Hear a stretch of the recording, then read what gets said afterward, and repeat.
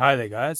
In this video I'm going to show you how to use a program called HandBrake to compress MP4 videos and have them web optimized in order to allow FastStart. Today's video can be found on softwaretraining.co.za.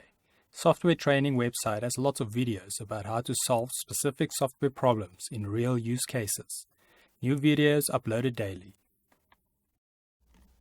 Now once the program has started, we'll be met by this welcome screen. We have two options on the left. First one is folder batch scan. That's for converting multiple files. And the bottom one is file. Open a single video file. For the sake of this video tutorial, we'll select the second option. We locate our video we want to compress. After it's opened, we want to set the destination. This will be where the file is saved to after it's compressed. I will leave mine the same as before. I will just add at the end of the name compressed. This way I know which file is compressed. Then on the output settings, the container, we'll set this to MP4 and make sure the web optimizer is enabled. This will allow FastStart. And next up, we'll look on our right, fast 1080p by 30 frames per second. We want to leave that on. Go to our video tab.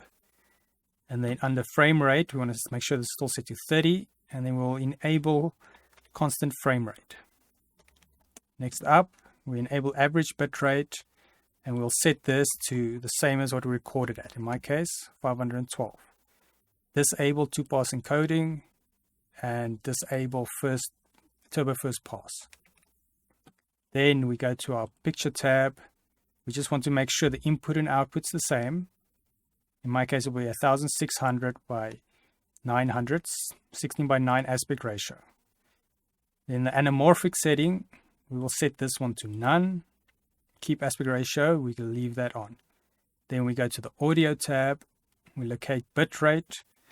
And this you want to set to the same as the bitrate that you recorded at, in my case, 128. Mix down, if you have music, you can leave it as stereo. Otherwise, if you just have voice, you can set this to mono. And lastly, we go on top here to start encode, and we'll click that and your encoding will start.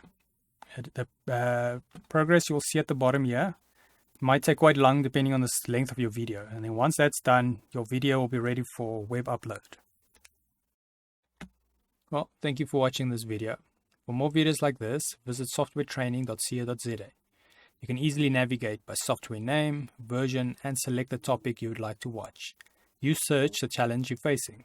If you do not find the answers you're looking for, you can also submit a request here, so we can make the video for you. Till next time, cheers.